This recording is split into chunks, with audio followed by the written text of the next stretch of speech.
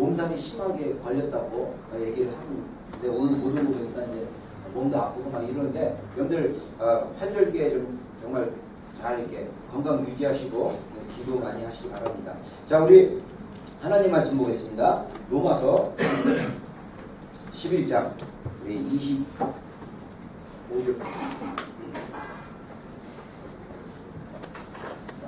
로마서 11장 우리 25절부터 29절 말씀까지 우리 한 목소리로 천천히 합독하겠습니다. 같이 읽겠습니다. 시작. 형제들아 너희가 스스로 지혜 있다 하면서 이 신비를 너희가 모르기를 내가 원치 아니하노니 이 신비는 이방인의 충만한 수가 들어오기까지 이스라엘의 더러는 우둔하게 되는 것이라.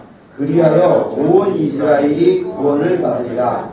기록된 바 구원자가 시온에서 오사 야곱에게서 건강하지 않는 것을 돌이키시겠고 27절 내가 그들의 죄를 없이 할 때에 그들에게 이루어질 내 언약이 이것이라 함과 같으니라. 복음으로 하면 그들이 너희로 말미암아 원수된 자요 택하심으로 하면 조상들로 말미암아 사랑을 입은 자라. 하나님의 은사와 부르심에는 후회하심이 없느니라. 아멘. 다시 아멘 하겠습니다. 아멘. 자, 우리 오늘 들을 말씀이 이제 이방인의 충만한 수라는 말씀입니다. 제가 한 2주 정도 지난 2주 정도 책을 읽다가 또 우리 우연히 이제 교제하는 가운데 어떤 목사님의 권면으로 이제 브레드 TV라는 영상을 이제 거기서 인터뷰한 랍비들에 대한 인터뷰들을 보면서 너무 중요한 뭐랄까 핵심적인 가치와 내용들을 우리 교회에서 이제 이거를 이제 말할 때가 되고 나눌 때가 됐다라고 생각을 해서 여러분들에게 이제 이스라엘에 대한 주제를 가지고 좀 말씀을 몇 주 또 이렇게 나누려고 합니다. 원래는 예배에 대한 주제를 가지고 2주 설교했는데 예배에 대해서 한 몇 주 더 이렇게 깊이 좀 레이기부터 해갖고 좀 하려고 하다가 하나님께서 그런 마음 주셔가지고 지금 이스라엘에 대한 말씀을 여러분들과 좀 나누기로 합니다. 그래서 오늘 성경 본문에 보니까 사도 바울이 얘기하기를 너희가 스스로 지혜 있다고 하면서 이 신비를 너희가 모르기를 내가 원하지 않는다. 그래서 이 신비가 바로 이방인의 충만한 수가 들어오기까지 이스라엘이 더러 우둔해지지만 그러나 이제 결국은 온 이스라엘이 구원을 받을 것이다 하면서 그 신비, 사도 바울이 말한 그 신비는 바로 뭐냐? 이스라엘의 구원이라는 것입니다. 우리 읽었던 본문이지만 다시 한번 좀 큰 목소리로 한번 읽겠습니다. 25절과 26절입니다. 시작. 형제들아 너희가 스스로 지혜 있다 하면서 이 신비를 너희가 모르기를 내가 원하지 아니하노니 이 신비는 이방인의 충만한 수가 들어오기까지 이스라엘의 더러는 우둔하게 될 것이라. 그리하여 온 이스라엘이 구원을 받으리라. 기록된 바 구원자가 시온에서 오사 야곱에게서 경건하지 않은 것을 돌이키시겠고. 예. 자, 제가 이 이스라엘에 대해서 이제 본격적으로 좀 이렇게 설교를 해야겠다라고 생각했던 게 브레드 TV의 랍비 이즈학 사프라라는 랍비가 얘기한 인터뷰 영상이 2개인가 3개가 있거든요. 그걸 제가 매일 전에 보고 그다음에 제가 옛날에 이스라엘에 관련된 책을 읽다가 중간에 좀 스톱한 책이 있는데 그 책 다시 한번 읽어보면서 정말 우리 교회 이거 반드시 필요하고 우리 교회 비전과 또 우리 성도들의 삶과 연관된 굉장히 중요한 말씀이라고 생각해서 여러분과 나누는 것입니다. 제가 이즈학이라는 랍비 얘기를 듣고 깜짝 놀란 게 이분이 해석한 이방인의 충만한 수에 대한 해석이 제가 여지껏 알고 있던 거랑 좀 해석이 다르더라고요. 그래서 제가 그전부터는 이스라엘이 회복되면서 유대인들 안에 예수님 믿는 메시안이 주라고 그러는데 이 예수님 믿는 유대인들이 드러나기 시작하면서 분명히 성경을 보는 해석이 달라질 거라고 생각했습니다. 왜냐하면 저희가 종교개혁 이전부터지만 우리의 지금 신학이 헬라적인 그런 철학을 바탕으로 한 신학입니다. 그래서 그런 신학의 백그라운드로 우리가 성경을 해석하기 때문에 정말 성경을 원래 모세 때부터 받은 토라의 말씀을 읽고 묵상하고 그대로 살았던 유대인들이 예수님을 메시아로 발견하고 믿었을 때 그 나오는 그 어떤 뭐 해석은 다를 거라고 기대를 했는데 정말 이 이방인의 충만한 수에 대한 해석이 좀 달랐어요. 저는 그 이스라엘 회복이 이제 몇 년 전에 눈을 띄워지고 이방인의 충만한 수는 전 세계에 복음이 전파돼서 유대인을 뺀 이방 사람들이 다 예수님을 믿게 되는 거. 그래서 전 세계에 복음이 전파되는 거. 예수님에 대한 복음을 자기의 언어로 듣게 되는 거를 저는 이방인의 충만한 수라고 해석을 했는데 그게 이제 저 해석뿐만 아니라 대부분의 이방 교회나 이런 목회자들이 해석하는 해석이었는데 이즈학이라는 이 랍비는 다르게 보죠. 이방인의 충만한 수는 이방 교회와 이방 성도들이 유대인들에 대한 이해에 대한 거예요. 다시 말해서 이방 교회들이 이방 성도들이 이스라엘이 정말 현재 유대인들에 대해서 그들의 시각으로 이해해주고 그 다음에 그들의 눈높이에 맞춰서 우리가 예수님을 봐야 된다는 거예요. 그래서 지금 우리가 믿는 예수님은 유대인 입장을 볼 때 너무 다른 예수님이라는 거예요. 예를 들면 이분이 어떤 얘기를 하냐면 창세기 49장에 보면요 48장인가 거기 보면 그 요셉의 형제들이 요셉을 보지만 요셉을 요셉에 대해서 그 자기 어렸을 때 요셉을 노예로 팔았잖아요. 그리고 나서 13년인가 17년 만에 요셉을 만나는데 요셉을 못 알아봐요. 이유는 뭐냐면 요셉이 이집트의 총리가 되면서 이집트 사람의 옷을 입고 이집트 사람의 말을 했기 때문에 그래서 형들이 요셉을 만났지만 요셉을 못 알아보는 거예요. 그래서 이 랍비들은 이즈라엘이라는 랍비는 뭐라고 하냐면 그 형들이 이방 교회예요. 형들이 이방 교회고 요셉은 예수님이고 그래서 그 원래 요셉은 유대인의 이스라엘 사람의 요셉이었다는 거예요. 근데 이집트의 모습을 했기 때문에 형들이 못 알아봤다. 그래서 우리가 이제 지금 예수님이 원래 유대인이었고 이스라엘이었던 요셉의 모습처럼 봐야 되는데 이집트화된 요셉을 못 알아본 것처럼 이방 교회가 예수님의 원래 메시아의 어떤 구약에서 예언되어지고 원래 성경적인 메시아의 모습이 아닌 변형된 모습을 보고 있다. 이 얘기를 하더라고요. 근데 저는 굉장히 거의 동의하게 되고 그래서 우리가 정말 다시 말씀으로 돌아가서 하나님의 말씀대로 예수님의 원래 그 유대인적인 이스라엘적인 예수님의 모습을 다시 이렇게 우리가 보고 그분의 실체를 봐야 되는 변형된 모습이 아닌 이 정도의 어떤 다른 시각을 보여주는 것이라고 얘기할 수 있습니다. 그래서 여러분 오늘 성경에 보니까요 이 로마 교인들 중에는요 이 사도 바울이 로마서를 쓸 당시에는 사도 바울이 나중에 이제 로마에서 순교를 당합니다. 근데 로마에서 순교 당하기 전에 그 로마는 방문하지 않은 상태였어요. 근데 이미 로마에는 교회가 형성되어 있었고 그 교회는 대다수가 로마인들이었어요. 그리고 일부가 유대인들이었어요. 그래서 그 교회 안에는 예수님 믿는 메시아닉 유대인들과 그 다음에 이방 성도들. 그래서 그 비율은 잘 모르겠지만 압도적으로 이방 성도들이 많고 그 교회 안에 유대인들은 적었어요.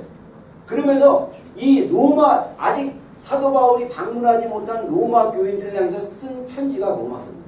그래서 복음을 이방인들에게 정확하게 복음을 설명하기 위해서 로마서를 써서 우리가 보통 이 로마서를 성경 안에 진주, 다이아몬드라고 얘기합니다. 왜냐하면 복음을 너무나 법적으로 정확하게 표현되어 있기 때문에.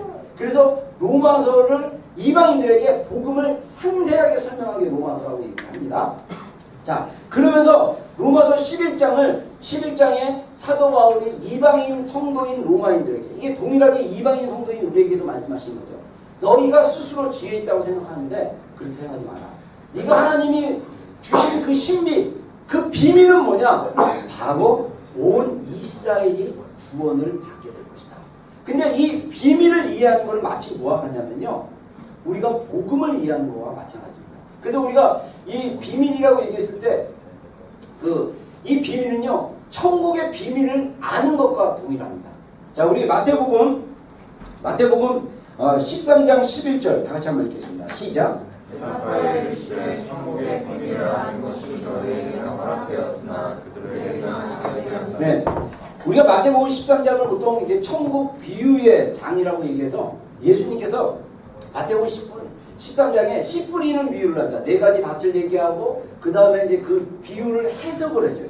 해석하면서 제자들에게 얘기하기를 사람들에게 말했지만 제자인 너희들에게 이거를 해석해 준다. 그들에게는 이 비밀을 아는 것이 허락되지 않았지만 너희들에게는 허락되었다 라고 얘기하면서 그 비유를 설명해 주는 것을 우리가 볼 수 있습니다. 여러분, 그래서 우리가 온 이스라엘이 구원받게 될 것이라는 그 놀라운 비밀은 마치 우리가 복음의 비밀을 아는 것과 동일하다고 생각을 하시면 된다는 것입니다. 두 번째로 이 비밀을 안다는 것은 뭐냐면, 이해한다는 건 뭐냐면 구원의 경륜을 아는 것과 동일하다는 것입니다. 우리 그 에베소서 1장 9절 같이 한번 읽겠습니다. 시작. 영원부터 만물을 창조하신 하나님 속에 감추었던 비밀의 경륜이 어떠한 것을 드러내게 하려 하심이라. 아멘. 자, 영원 전부터 하나님이 계획하신 그 만물 속에 감추어 놓았던 하나님의 그 구원의 비밀, 그 비밀은 뭐냐면 이스라엘이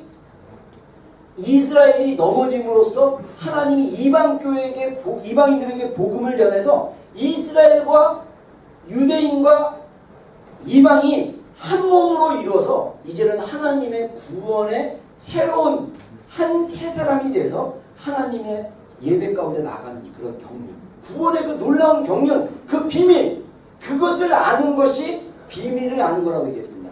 그래서 여러분들 지금 사실 제가 이제 이번에 이제 이 이스라엘에 대한 것들을 하나님 이제 시즌에 이제 말씀하시는 걸 보고 나서 우리 교회의 비전과 하나님이 오클랜드 비전교회 사명을 주신 사명이 있어요. 그건 뭐냐면 굉장히 중요한 것 중에 하나가 뭐냐면 첫 번째는 다음 세대를 일으키는 거고요. 또 하나는 뭐냐면 또 하나 이 땅에 있는 교회들과 성도들과 목회자들에게 이스라엘을 알 수 있도록 이해할 수 있도록 우리가 섬겨야 돼요. 그래서 이 오클랜드에 있는 교회들이 이스라엘에 대한 하나님의 이스라엘에 대한 회복과 말씀의 원래 모습대로 돌아가면서 예수님을 그 원래 구약에 예언했던 그 메시아의 모습을 다시 한번 우리가 알도록 도와주기 시작하고 교회들이 안다면 이방인의 충만한 수가 차기 시작하는 것입니다. 이랬을 때 뭐가 일어나냐면 영적인 부흥이 일어납니다. 그래서 메시아닉 유대인들과 이방 교회가 하나가 됐을 때 마지막 때 영혼의 대추수가 일어나는 그런 어떤 비전, 그런 어떤 하나님의 일들이 풀릴 수도 있다는 것입니다.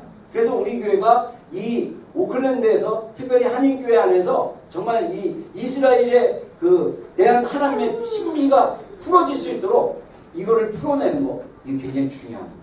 그래서 이게 이방인의 충만한 수를 채워갈 수 있는 하나님의 경륜 가운데 우리가 아는 것입니다. 여러분, 예수님 믿고 우리가 예수님이 정말 살아계신 하나님의 아들이고 내가 죄인이고 이 사실을 복음의 깊이를 깨닫는 것 자체가 여러분 사실 시험이 아니에요. 비밀 아니에요.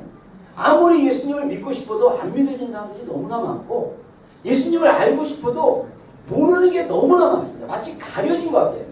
저 같은 경우도 제가 늘 간증하는 거지만 저는 태어날 때부터 불교 신자였고 그래서 나는 당연히 불교 신자라고 자랑스럽게 생각하고 절도 다녔던 사람이에요. 그래서 제가 아직도 연세대학교 그 근처에 봉원사라는 절이 있는데 그 절에 학생부에 제가 다녀서 거기서 주일날 거기도 썬데이에 학생부 모임이 있어가지고 제가 학생부에서 승려가 설교를 했는데 막 이상한 예화를 들었고 여자 비구니가 오줌을 쌌는데 이게 간이 되고 막 이거 하나 생각나요. 그리고 제가 고등학교 때 그때 의정부에 있는 그 여학생과 소개팅 미팅을 했다가 만나서 처음 이성과 이렇게 교제를 했는데 그 자매가 교회를 나갔어요. 근데 그 자매는 나의 영향력에 의해서 교회를 안 나가고 저랑 주일날 절을 같이 갔어요. 그런 신앙이 되면 안 됩니다. 근데 이런 게 있었는데 그리고 나서 내가 고등학교 때 2학년 때 교회를 다니고 1년 동안 교회를 다녔지만 사실 복음에는 관심 없고 그냥 교회에서 여학생들 맡고 또 매주 축구할 수 있고 또 애들이랑 비슷한 또래들이랑 어울려 놀 수 있는 재미로 교회를 다녔어요. 근데 관심이 없었어요. 그러나 중요한 거는 하나님이 그 복음을 하나님을 알게 하시는 마음을 열어주시고, 그래서 내가 수련회 가가지고 기도원에 수련회 가가지고 하나님께 정말 하나님 살아계시나 안 살아계시나 내가 기도해서 만나서 만약에 안 살아계시면 나는 다시 절로 돌아간다, 이런 마음으로 배수님을 치고 제가 산기도를 했을 때 성령님이 내 안에 충만하게 임하심으로써 하나님이 살아계신 분인 것을 주권적으로 알게 하셨어요. 그리고 나니까 그냥 믿어지는 거예요. 그냥. 그전에는요, 성경 읽으면요 다 의심돼요. 어떻게 인간이 물리를 걸을 수 있고, 어떻게 오병이요 5개의 떡과 물고기 2마리로 5,000명을 먹일 수 있고, 이건 말도 안 돼요. 죽었던 사람이 어떻게 살아나고, 이성으로 성경을 읽어보니까요 다 퀘스천이야. 말도 안 되고 이상하고 막. 근데 기도하다가 성령님이 내 안에 충만히 임하시니까 그냥 믿어져요. 그냥 신비가 풀리는 거예요. 여러분, 비밀을 아는 거는 비슷합니다. 하나님이 알게 하셔야 이게 열리는 거예요. 이스라엘에 대한 신비도 마찬가지예요. 이스라엘에 대한 마지막 때 이 회복에 대한 메시지도요, 하나님이 주권적으로 알게 하셔야 돼요. 그러면 우리가 어떻게 되냐? 기도가 필요합니다. 기도. 그래서 우리가 교회들을 위해서 기도해야 돼요. 제가 어제도 저녁에 좀 늦게 잤는데 설교 준비 다 끝내고 12시쯤에 설교 준비 다 끝나고 그 다음에 제가 그냥 잠이 좀 안 와가지고 브레들 TV 딱 갔더니 또 마이클 미클 목사님의 2개짜리 영상이 있었고 그거 2개 보느냐고 늦게 잤는데, 그 영상을 보면서 제가 그분에 대해서도 알지만 그 인터뷰에서 좀 새로운 내용이 나오더라고요. 근데 정말 그 캔사스가, 여러분들 그거 아십니까? 캔사스가 그 미국의 트루먼 대통령의 그 고향이었대요. 근데 그 지금 아이약 위치가, 그 아이약 원래 처음 시작했던 장소가 트루먼 대통령의 원래 땅이었대요. 그거를 정확히 50년 만에 아이약에서 100만 불 주고 산 거예요. 원래 그때 시가가 1000만 불이었대요. 근데 그 소유주가 누구였냐면 유대인이었어요. 골드버그라는 유대인이었는데, 이 사람이 마이클 비크 목사한테 찾아와가지고 그 땅을 사라 그랬대요. 1000만 불짜리인데, 고속도로 옆에서 1000만 불짜리 땅인데 100만 불에 팔 테니까 사라. 근데 마이클 비크 목사한테 돈이 없었대요. 근데 그 친구, 비즈니스 하는 친구가 옆에 있었는데 자기 통장에 원래 투자하려고 있었던 돈이 있는데 3일 동안 있는 거 보니까 그 돈 내가 너 빌려줄게, 사라 그래갖고 그 법적인 절차 다 끝나고 계약한 게 1월 27일인데 그때 계약서 딱 보니까 트루먼에게 유대인이었던 골드버그에게 넘긴 날이 1월 27일이었어요. 딱 50년 만에. 그러면서 이게 희년이라는 거예요. 희년. 희년 원래 주인인 땅에 넘겨지는데, 트루먼 대통령이요 별로 유명하진 않은데 이분이 1948년에 미국 대통령이 있을 때 이스라엘을 독립할 때 결정된 역할. 그러면서 박 존스라는 목사님 예언자가 뭐라고 얘기했냐면, 트루먼은 정치적인 중보자였대요. 이스라엘을 위한. 그러면서 마이클 비클 목사님한테 아이약은 영적인 중보 기도자가. 그래서 이 아이약이 더 이스라엘 위해서 포커스원에서 기도해야 된다고. 근데 그때 당시만 해도 그 예언이 23년 전에 그 땅을 사기 전에 23년 전인가 그 박존스라는 목사님 만나고 막 이렇게 진행되는 과정에 본인은 이스라엘도 모르고 이스라엘을 위해서 한 번도 기도해 본 적도 없는데 하나님이 예언하시고, 그 다음에 나중에 이게 시즌이 나서 풀리면서 매일 저녁 한 1000몇 명 되는 교회를 사임하고 20명의 청년들만 데리고 매일 저녁 기도하는 기도의 집을 시작하면서 17년 전에 지금은 엄청나게 큰 규모의 땅에서 지금 기도하는데, 제가 6년 전에 아이약을 찾아봤을 때 제가 신기했던 게, 와, 왜 여기서 이스라엘을 위해서 기도하지? 정말 그게 너무 놀라웠어요. 이 시골에서. 여러분들 캔사스 인터내셔널 공항 가면요, 여기 저기 크라이처치 공항보다 더 작아요. 제가 가보니까 진짜 시골 공항. 근데 이스라엘을 위해서 기도합니다. 제 안에 퀘스천이 있었어요. 여러분, 하나님의 초청입니다. 여러분, 하나님이 우리를 초대하고 계셔요. 하나님이 우리를 하나님의 그 놀라운 구원의 그 경륜 가운데 우리를 초대하고 있습니다. 할렐루야. 하나님의 그 복음의 비밀을 깨닫는 여러분이 되기를 주의 이름으로 축원합니다. 이 신비가 신비가 이해되죠. 그래서 이 하나님이 이스라엘을 구원하겠다라는 그 신비 비밀은 뭐냐? 하나님과의 언약 관계가 있기 때문입니다. 우리 창세기 17장입니다. 17장 7절과 8절 다 같이 읽겠습니다. 시작. 내가 내 언약을 나와 너 및 내 대들 후손 사이에 세워서 영원한 언약을 줬고 너와 내 후손의 하나님이 되라. 내가 너와 내 후손에게 내가 원하는 이 땅 곧 가나안 땅을 주어 영원한 기업이 되게 하고 나는 그들의 하나님이 되리라. 아멘. 자, 하나님이 아브라함을 선택하셔서 창세기 12장에 보면 아브라함을 갈대아 우르라는 지역에서 현재 이란이나 이라크 지역이라고 합니다. 그쪽에서 아브라함을 선택해서 불러내서 하나님이 이 아브라함에게 약속을 합니다. 내가 너에게 복을 주겠다. 그리고 나서 이 시간이 좀 지난 다음에 아브라함이 99세가 됐을 때 하나님이 언약식을 체결해요. 너랑 나랑 언약을 맺자. 그래서 내 언약, 내가 너에게 약속하는 건 뭐냐? 네가 지금 그때 당시 이 언약을 맺을 때 아브라함은 가나안 땅에 거하고 있어요. 이 땅을 너희 후손들에게 주겠는데 이거는 영원한 언약이고 그 다음에 영원한 약속이다. 그리고 이 영원한 땅을 기업을 이 땅을 영원히 너희 후손에게 줄 것이다. 약속한 거야. 여러분 여기서 우리가 주목해야 될 게 뭐냐면 영원한 언약이에요. 영원한 언약은 뭐냐면 이 지구가 없어질 때까지 이 언약은 유효하다는 거죠. 이스라엘을 향한 하나님의 언약은 지금도 유효합니다. 아멘? 아멘. 여러분 이거를 우리가 기억해야 돼요.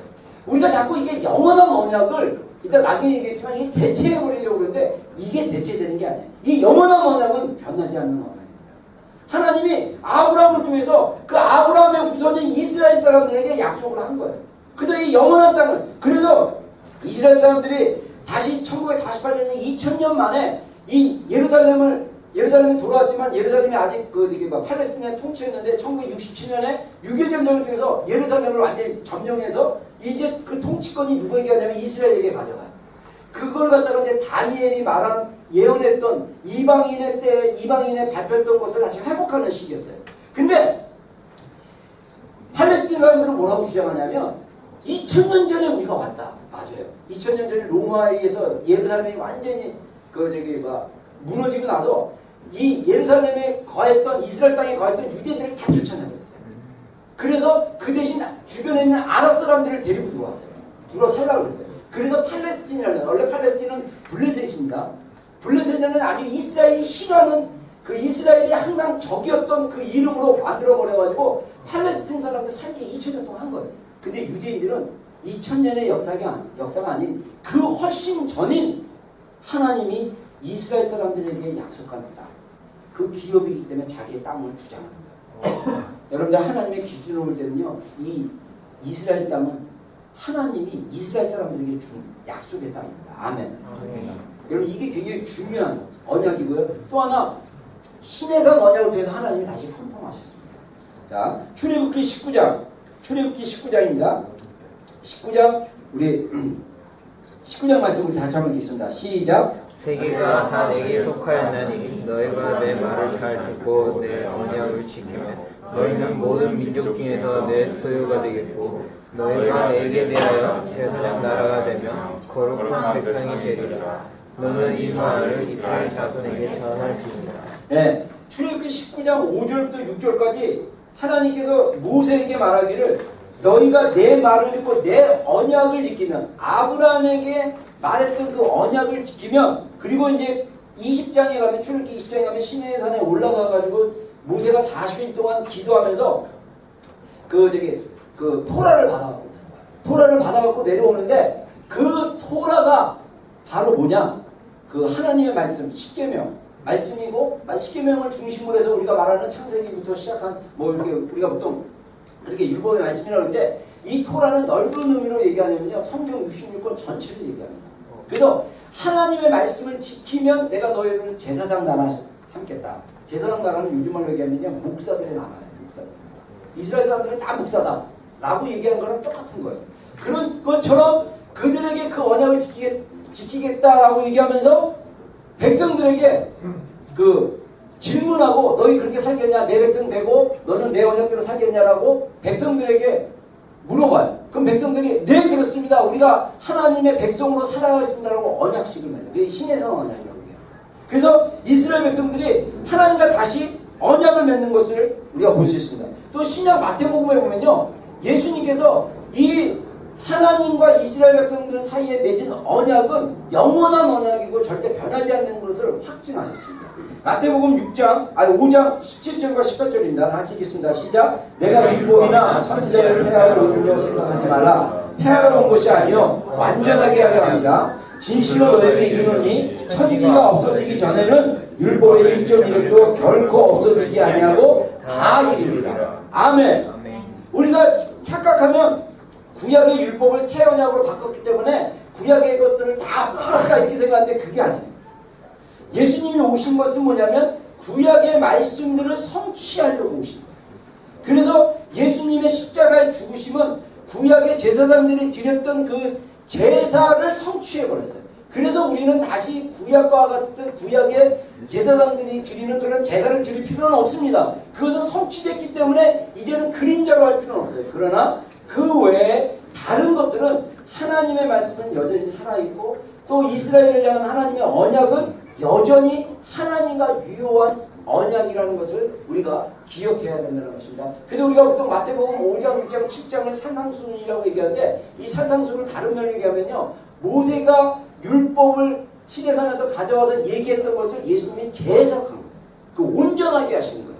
그래서 그 온전하게 하신 내용들이 마태복음 5장, 6장, 7장입니다. 그 십계명의 내용들과 모세가 이스라엘 백성들에게 이렇게 살라고 말했던 그 말씀을 다시 예수님이 재해석해서 가르쳐주는 말씀입니다. 예를 들면 십계명에 너희가 간음하지 말라. 그러면 이 간음은 실제적인 행위를 얘기하는데 예수님이 뭐라고 얘기하냐면 너희가 모세의 율법에 간음하지 말라는 말을 들었으나 내가 이르노니 여자를 보고 음욕을 품은 자마다 이미 마음에 간음하니라. 그러면서 예수님이 말한 이 예수님의 천국의 윤리는 뭐냐면 여자를 보고 음욕을 품은 게 벌써 성경에서 이 십계명에서 말한 간음한 것과 동일한 죄를 지은 거라고 얘기를 하죠. 그렇게 하나님의 말씀을 더 이렇게 보는 거 우리 삶 속에 깊은 내면으로 해석해 버리는 거예요. 그래서 정말 마음을 다하고 뜻을 다하고 힘을 다하여 주님을 사랑할 수 있도록 우리를 만드시려는 하나님의 그 어떤 그런 일하심들이 예수님의 그 티칭을 통해서 더 보여주는 것을 볼 수가 있습니다. 자, 그리고 또 하나 우리가 이제 알아야 될 게 뭐냐면 왜 그러면 이 이스라엘을 향한 하나님의 그 놀라운 그 회복의 비밀이 감춰졌냐? 원수의 전략이 있었다는 것입니다. 원수의 전략. 로마 국교회입니다. 이게 잠깐 교회사에 대해서 얘기하겠지만, 자, 여러분 AD 313년에 로마가 완전히 법령을 만들어가지고 모든 로마의 종교를 기독교화시키거든요. 근데 그 결정적인 역할을 한 게 로마 황제 콘스탄티누스가 개종하는 사건이 AD 312년에 일어납니다. 원래 콘스탄틴은 뭐였냐면 로마의 장군이었어요. 근데 그때 당시 로마의 황제 자리가 없었어요. 그래서 콘스탄틴과 또 같이 싸우는 아무튼 그 이름을 제가 기억 못하는데 그 장군이 있는데 이 장군하고 싸우는데 이 콘스탄틴의 그 상대편 장군은요, 이 종교 이렇게 태양신 이쪽으로 나가는데 이게 주술이나 마술을 잘한대요. 그래가지고 전쟁에 이런 마술 같은 것도 사용하고 막 그러나 봐요. 그러니까 콘스탄틴이 두려워했어요. 아까 우리 유한 형제 헬레나 그 성 헬레나 그 교회가 있다고 터키 얘기했는데 그 콘스탄틴의 어머니가 헬레나인데 이 헬레나가 크리스천이었습니다. 그래서 아들의 구원을 위해서 기도를 했어요. 근데 이게 기묘하게 콘스탄틴이 310여 년에 결정적인 전투를 하는데 기도하다가 환상을 봅니다. 환상을 보는데 어떤 신이 나타나가지고 너는 이것으로 싸우라 하면서 십자가 모형을 보여준대요. 그래서 이 콘스탄틴이 방패에다가 다 십자가를 만들어서 싸웠는데 승리했어요. 그래서 이게 이제 어떤 이제 교회 역사학자는 이게 결정적으로 콘스탄틴이 예수님을 믿는 계기가 돼서 콘스탄틴이 황제가 되고 나서 로마를 완전히 국교화시키고 그 다음에 이 기독교를 이렇게 합법화시켰다라고 얘기하는데 또 반대되는 사람들은 뭐냐면 콘스탄틴은 완전히 개종한 사람이 아닙니다. 이 콘스탄틴은 여전히 태양신을 믿고 있었다. 이렇게 믿고 있어요. 근데 그게 맞아요. 콘스탄틴은 개종한 게 아닙니다. 그냥 콘스탄틴 안에 정말 예수님을 믿은 게 아니라 예수님 그 어머니의 기도로 있었지만 아마 그래서 우리가 이 콘스탄틴에게 보여주는 그 환상이 하나님이 아니라 아마 이 사단의 전략이 아니었나 이렇게 생각하는 것입니다. 왜냐하면 콘스탄틴이 황제가 되고 나서 이 콘스탄틴이 믿었던 원래 로마 사람들이 믿었던 신인데 페르시안의 미트라라는 신인데 이게 태양신이에요. 그래서 그 태양신을 믿었고 그 다음에 콘스탄틴이 황제가 되고 나서 자기 식대로 성경을 해석하다 보니까 이시스라는 여신이 있었어요. 그게 이제 오늘날 마리아고 그 다음에 이시스에는 호루스라는 아들이 있습니다. 그러니까 이 아들을 그래서 항상 우리가 이렇게 성당에 가면 그 성당 앞에 보면 이 마리아가 이 아기 예수님을 이렇게 안고 있잖아요. 그 모형이 원래 로마 시대 때 이 콘스탄틴 그 시대 때 그 이시스가 아들인 호루스를 안고 있는 모양이에요. 그거를 바꾼 거예요. 그리고 우리가 예수님 생일을 갖다가 12월 25일로 양력으로 해서 딱 고정을 했는데 이날은 원래 호루스의 생일날이에요. 그거를 바꾸는 거예요. 그러니까 로마가 국교화되면서 원래 기독교적인 유대적인 이스라엘의 유산들을 없애기 시작합니다. 그래서 우리가 이 책을 역사를 보면요. 한 AD 600년 됐을 때 로마 교회 안에 유대교적인 모든 것들이 다 사라집니다. 그리고 철저히 헬라적이고 로마화돼요. 그러면서 1940년도에 이제 종교개혁이 일어나면서 다시 개신교가 이제 생기면서 하는데 여전히 그 로마의 전통에서 많이 벗어나지 못했다는 거죠. 그래서 지금은 이제 이것을 우리가 다시 회복해야 될 때다. 이렇게 얘기하고 있는 거고요. 그 다음에 이렇게 되다 보니까 이 어떤 일이 벌어지냐면 신학에서의 혼란이 오기 시작한 거예요. 그래서 대표적인 게 대체신학입니다. 이스라엘을 하나님 선택하셨는데 이제 이스라엘에서 교회를 선택했다라고 하면서 이제 이스라엘은 없어졌기 때문에 이제는 교회가 영적인 이스라엘이다. 그래서 이 대체신학을 가지고 있는 교회나 성도들은 아직도 목회자들은 뭐냐면 현재 있는 이스라엘 예루살렘에 있고 이스라엘에 있는 이 사람들을 인정하지 않아요. 이제는 구약의 이거랑 아무 상관없고 우리 교회가 영적인 이스라엘이기 때문에 그 이스라엘 회복되는 거 관심 없다. 이렇게 생각하는데 이게 지금 신학적인 문제에서 생겨서 그렇습니다. 그리고 또 하나 뭐냐면 구약 성경에 대한 오해를 우리가 볼 수 있다는 거죠. 여러분 우리가 가지고 있는 성경에 제가 찬송가가 있어가지고 또 성경이 좀 두꺼운데 영어 성경이나 영어랑 같이 있어서 좀 성경이 두꺼운데 이 성경의 4분의 3이 그 성경의 4분의 3이 구약입니다. 이스라엘에 대해서 얘기했고요. 그래서 우리가 성경 66권 중에 이 4분의 3이 구약 성경이고 그 다음에 우리가 가지고 있는 성경의 대부분이 이스라엘에 대해서 사실 말씀하십니다. 우리 이방에게 말하는 메시지는 그렇게 많지가 않아요. 물론 신약의 내용들이 서신서들이 다 에베소서 갈라디아서 이방 교회에 대해 보낸 편지지만 핵심은 원래 이스라엘에 대한 말씀이다. 이렇게 볼 수 있고요. 그 다음에 그래서 이미 AD 200년쯤에 이 초대 교부라고 얘기하는데 예수님의 제자들 있잖아요. 사도들. 베드로, 예를 들면 베드로의 제자, 예를 들면 사도 요한의 제자. 사도 요한의 제자 중에 유명한 제자가 폴리캅이라는 제자였습니다. 이 사람도 유대인이 아니고 헬라인인 거예요. 그리고 오르게 뭐 이런 사람. 그래서 우리가 이 사람들을 교회에서 얼리 처치의 파더스라고 얘기해요. 교부라고 얘기하는데, 그러니까 초대 교회의 어떤 지도자들을 얘기하는데 그 중에 대표적인 지도자가 한 200년 전에 AD 서기 200년에 오르겐이라는 지도자가 있는데 이 사람이 또 이방인이었어요. 근데 이 사람은 어떤 거에 능통한 사람이면 헬라 철학에 능통한 사람. 그래서 성경을 헬라적으로 이해합니다. 그래서 이미 그 로마 국교화되고 나서 325년인가 400년 때 니케아 종교회의가 열리는데 그때 어떤 논쟁이 일어나냐면 예수님이 인간의 몸으로 오셨다면 그 몸이 어떤 몸이냐 갖고 교리적으로 이게 논쟁이 일어나요. 그래서 그 자기네 결정한 교리에 맞지 않는 파들을 이단으로 정죄하고 내쫓기 시작합니다. 근데 우리가 이런 영향을 받게 된 게 뭐냐면 이런 영향을 받게 되면요. 우리가 헬라적으로 성경을 읽으면 우리가 성경을 어떻게 보기 시작하면 분석하려고 해요. 성경을 분석적으로 해요. 이해하려고 막 이게 분석해서 이게 뭐고 이게 의미가 뭐고 막 이런데 이게 헬라적인 성경 공부 방식이고요. 우리가 히브리 사람들 원래 이스라엘 사람들이 읽었던 성경의 방법을 회복해야 되는데 그들은 어떻게 읽느냐면요. 하나님을 이해하기 위해서 성경을 읽는 것이 아니라 어떻게 하면 하나님을 기쁘시게 할 수 있을까를 알기 위해서 성경을 읽는 거예요. 그러니까 우리는 예수님이 인간의 몸을 오셨으면 이 몸이 온전한 몸인가 죄가 없는 몸인가 이런 거 논쟁하는데 그게 아니고 어떻게 하면 하나님을 기쁘시게 할 수 있을까? 어떻게 하면 우리가 성경을 통해 성경을 읽으면서 하나님이 기뻐하는 일이 무엇일까? 하나님을 사랑하고 섬기고 예배하려고 성경을 읽어야 되는데 우리는 하나님을 이해하려고 성경을 읽는다. 이게 이제 달라진 성경을 보는 태도라고 얘기할 수 있죠. 그래서 우리가 결론으로 얘기하면 이방교회 회복의 출발점이 있어야 되는 것입니다. 먼저 저는 개인적으로 어떻게 생각하냐면 우리 이방교회 포지션을 이해해야 된다.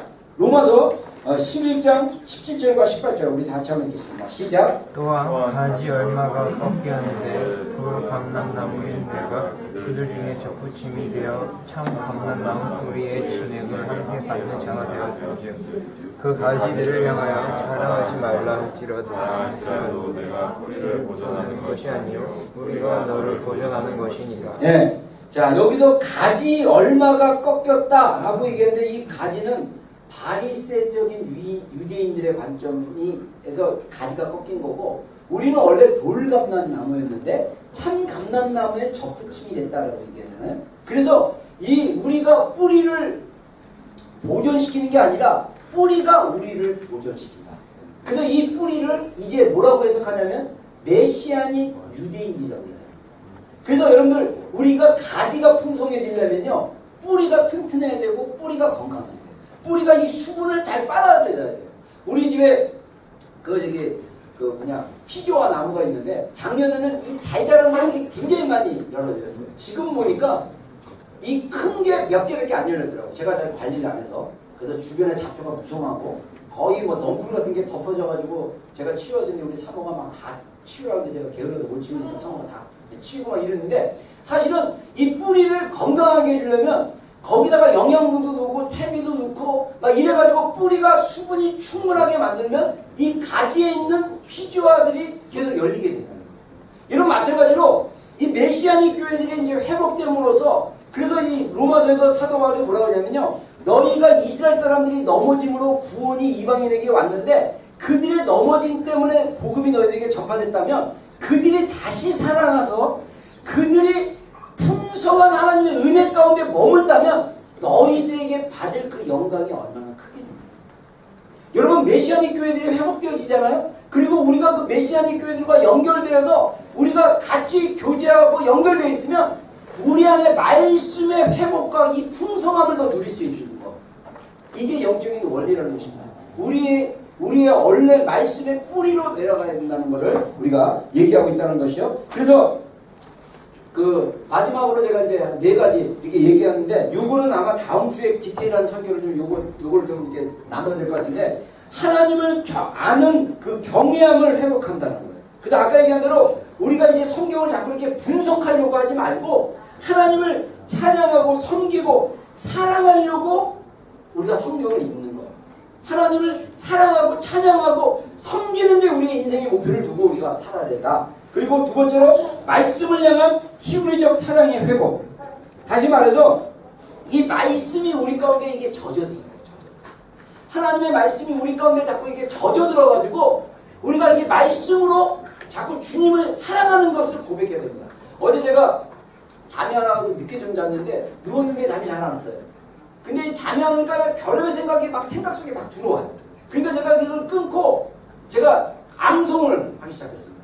생각나는 제가 여러분들에게 축도했던 거, 그 민수기 6장 23절부터 25절 여호와는 너에게 복을 주시고 너를 지키시고 나면 막 이러면서 막 여기다가 막 또 틀리면 다시 핸드폰 보면서 성경부터 다시 이렇게 좀 보고 또 에베소 1장 16절과 17절 막 이 생각이 막 들어오는 걸 갖다가 세상적 생각을 막 끊어내고 말씀으로 하기가 되게 힘든 거예요.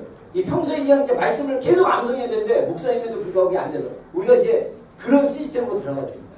말씀을 평소에 계속 이게 소리 내서 말씀으로 기도하고 그래서 말씀이 우리 가운데 이렇게 젖어들도록 하는 거. 그 다음에 또 하나 가정 중심의 영성 생활이 회복돼야 돼요. 여러분 이건 이제 올해 제가 그 1월달에 그 공동체 보면서 제가 이거 가장 굉장히 중요하다고 했는데 이게 실제적으로 이게 회복이 돼야 되고요. 그래서 이 가정이 예배와 말씀을 공부하는 장소가 될 수 있도록. 그래서 이 가정을 갖다가 그 히브리어로 그 저기 작은 성소라는 의미로 가정을 뭐라고 하냐면 미크다슈 마트라고 얘기합니다. 작은 성소. 그래서 요것도 이제 다음 주에 제가 이제 좀 디테일하게 얘기를 하고요. 그 다음에 또 마지막으로 성경 중심적인 삶으로의 회복. 그래서 우리가 안식일을 정확하게 지키는 것. 그래서 정말 이 일주일에 하루는 정말 주님 안에서 안식하는 훈련을 하고 그 다음에 성경이 말하고 있는 이 절기들을 우리가 또 지키려고 하고 이런 것들이 필요하다는 거죠. 그래서 제가 그 아까 얘기한 그 이즈악 그 샤프라 그 랍비가 얘기한 이 말씀에 제가 딱 꽂히고 제가 이 말씀에 너무 감동받고 정말 이방인의 충만한 수는 우리 이방인들이 한 명 유대인의 옷자락을 붙들고 당신이 섬겼던 하나님을 내가 이제 알았고 함께 섬기겠다는 고백을 해요. 우리 저희 스가랴 8장 23절 다 같이 한번 읽겠습니다. 시작. 만군의 여호와가 일어나지 말하노라. 그날에는 말을 잡는 이스라엘에서 10명이 유다 사람 하나님의 옷자락을 잡을 것이라. 곧 잡고 말하기를 하나님이 너희와 함께 하심을 들으니 우리가 너희와 함께 가려 하리라 하시니라. 아멘. 아멘. 저는 이게 사실 그 영상 보면서 제 심령 안에 강력하게 좀 왔습니다.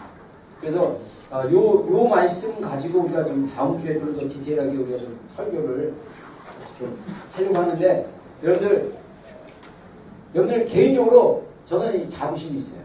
제가 목사로서 여러분들한테 정말 주님에게 바로 갈 수 있는 길을 제가 여러분들에게 제시하고 같이 가자라고 권하는 거는 여러분들 목사 잘 만난 거예요. 여러분들 진짜 아멘 하셔야 돼요. 진짜요. 이건 진짜 이거는 제가 여러분들에게 자랑하는 게 아니라 저도 은혜예요. 저도 정말 하나님이 마지막 때 열게 하시고 이스라엘이 얼마나 중요한 거를 전부터 알았지만 제가 구체적으로 적용을 못했지만 이번 시즌이 정말 다시 이 원래 하나님의 파운데이션 안에 들어가야 된다는 거. 제가 여러분들 1월달에 안건 따서 제가 올해가 안식년 중에 490년째 돌아오는 안식년인가 그래가지고 이 주빌리 신년의 해라고 선포하고 이 신년에 우리 안에 회복되어야 될 것들이 회복되고 하나님 안에 그 다시 찾아야 될 축복들을 다시 찾아야 된다고 얘기를 했었는데 제가 사실 그때 선포하고 나서 저 개인보다도 우리 교회 안에 회복되어야 될 것이 무엇이냐는 질문이 퀘션이 있는데 제가 지난 2주 동안 이 말씀을 받고 나서 우리 교회의 파운데이션이 우리 교회 파운데이션이 원래 초대교회에 가졌던 그 가치들과 초대교회에 가졌던 그 시스템과 초대교회에 가졌던 그 말씀의 어떤 그런 사이클들 이것들을 다시 회복시켜서 우리 교회 안에 공동체 안에 가정들이 회복되고 우리 자녀들이 하나님의 말씀이 정말 이스라엘 유대인들이 가정에서부터 말씀 교육을 시켜서 그 아이들이 철저하게 말씀으로 이렇게 훈련되어져서 준비될 수 있도록. 아까 우리 그 유한 형제 그 마지막에 자기 피드백이 이제 터키 이렇게 여정하면서 이 유대인들로 하여금 시기 나기까지 사도 바울이 시기 나기까지 하려면 우리가 어떻게 살아야 될까? 여러분들 우리가 헬라적으로 예수님 믿어봤자 유대인들이 시기 하나도 안 해요. 이즈락 라피가 뭐라고 얘기하냐면요. 자기는 크리스찬이 아니라고 얘기하거든요. 왜냐하면 현대 우리 크리스찬어티가 너무 성경에서 많이 떠나서 있기 때문에 자기는 메시아닉 주지 크리스찬이 아니다라고까지 아주 파격적인 얘기까지 합니다. 다시 말해서 우리의 크리스찬리티가 우리의 기독교가 다시 어디로 돌아가냐면 성경, 초대교회 성경을 모습으로 다시 돌아가요. 그래서 우리의 예배와 우리의 삶의 사이클과 스타일이 초대교회 성도들처럼 살아내요. 그래야 마지막 때가 오면요 정말 환란 옵니다. 그래서 우리가 뭐 도망갈 수 있고 뭐 터키에 가면 뭐 저기 지하교에 도망갈 수 있다고 얘기하는데 이 마지막 때 하나님을 떠나게 하려는 이 사단의 전략들이 굉장히 많이 풀어질 거예요. 그러기 위해서 그걸 이길 수 있는 강력한 힘은 말씀대로 살아내는 거예요. 그래서 마음을 다하고 뜻을 다하고 힘을 다해 주님 사랑하는 삶을 살 수 있도록 우리가 그런 컬처를 가정하면서 교화하면서 만들어 가야 돼요.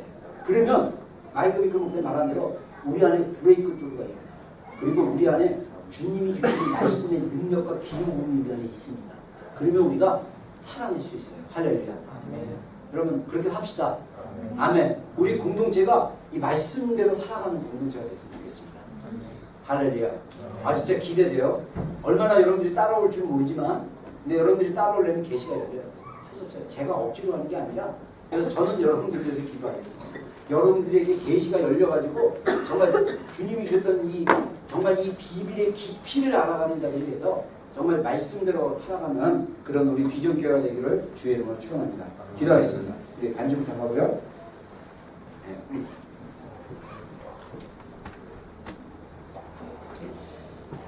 우리 좀 여러분들 이스라엘에 대해서 얼마나 여러분들 진짜 이해하고 그 이스라엘을 아는 것, 그 비밀, 신비를 아는 것에 대해서 얼마나 여러분들 깊이가 있는지 좀 한번 여러분들 스스로를 좀 점검해 보시고 정말 주님의 그 마음이 이스라엘 가운데 있습니다. 하나님 아버지의 마음이 우리 이스라엘 가운데 있습니다. 그래서 하나님의 마음을 더 깊이 알아갈 수 있게 해달라고 좀 기도하시고 이스라엘을 더 깊이 사랑하고 이스라엘을 더 깊이 이해하고 특별히 구약에 나오는 이스라엘 향한 하나님의 예언들과 말씀들을 더 깊이 이해하고 정말 주님을 사랑하는 자들로 섬겨나가는데 부족함이 없도록 하게 해달라고 우리 짧게 1, 2분 정도 좀 기도하는 시간 갖겠습니다. 말씀을 들고 좀 기도하겠습니다. 하나님 제가 더 주님의 마음을 알기를 원합니다. 제가 더 주님의 마음의 그 깊이 가운데 들어가기를 원합니다. 주님이 이스라엘을 향해 약속했던 그 언약의 말씀들 선제를 통해서 계속적으로 확증해줬던 그 말씀들의 깊이와 이해가 더 풀어지게 하여 주셔서 주님 우리가 말씀을 읽을 때마다 주님 사랑하고 주님 찬양하고 주님 섬기는 그래서 어떻게 주님을 섬길까 어떻게 주님을 예배할까 어떻게 주님을 더 사랑할까를 고민하며 정말 말씀을 대할 수 있는 하나님 우리들이 될 수 있도록 우리 비전교회 성도들이 될 수 있도록 주님 역사해 주십시오. 주님의 놀라운 그 이스라엘을 향한 하나님 복음의 하나님 나라의 복음의 그 깊이와 넓이와 그 길이와 하나님 그 놀라운 하나님의 복음의 경륜을 더 깊이 알아가게 하여 주시고 한 번도 포기한 적이 없는 그 이스라엘을 향한 주님의 그 열정과 그 사랑을 더 알아갈 수 있는 하나님 그 열정의 마음을 우리 심령들 가운데 더 부어주셔서 하나님 우리가 이 땅의 마지막 때를 살아가는 주님 다음 세대를 위해서 우리가 정말 하나님 어떻게 살아야 될지를 말씀을 통해서 배워갈 수 있도록 주님 역사하여 주시옵소서. 더 주님을 알아가게 하여 주시고 더 주님을 사랑할 수 있는 마음을 부어주시고 정말 말씀이 우리 안에 부어주임으로 말미암아 우리가 그 말씀 가운데 살아갈 수 있는 하나님 그런 귀한 성도들이 될 수 있도록 역사하여 주시옵소서. 예수님 감사합니다. 예수님의 이름으로 오늘 일부 예배 가운데 있는 모든 심령들을 주님을 축복합니다. 더 주님 사랑하는 정말 성도들 되게 해주시고 말씀으로 정말 살아낼 수 있도록 도와주시고 이제는 하나님 정말 하나님의 말씀을 있는 그대로 주님 보고 정말 하나님의 말씀을 잘 씹고 그것을 내 몸에 내 생각 가운데 마음 가운데 충분히 적셔서 우리가 하나님의 말씀대로 살아낼 수 있는 주님 사랑하는 자들로 세워질 수 있도록 주님 도와주시고 무엇보다 우리 교회 안에 어린아이부터 모든 성도들 한 명 한 명까지 주님 이스라엘에 대한 하나님의 그 놀라우신 신비 그 비밀을 알아갈 수 있도록 주님 계시하여 주시고 열어주시고 기름 부어 주시옵소서. 예수님의 이름으로 기도했습니다. 아멘. 아멘. 같이 일어나겠습니다. 우리 나의 부르심을 찬양하고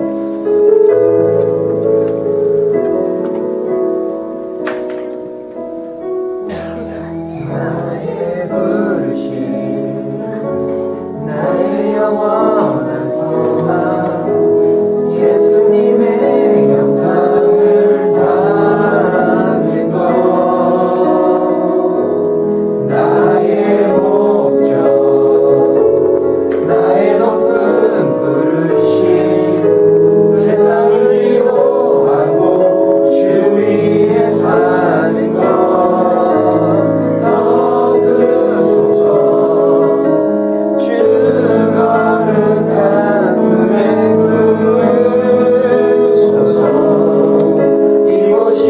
야속한 구 예수 이끄소서.